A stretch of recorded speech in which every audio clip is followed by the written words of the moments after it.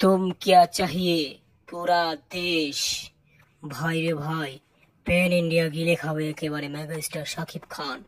হ্যাঁ, তুফানের টিজারে হিন্দি টিজার অর্থাৎ হিন্দি ট্রেলার একেবারে সব কিছু গিলে খাবে।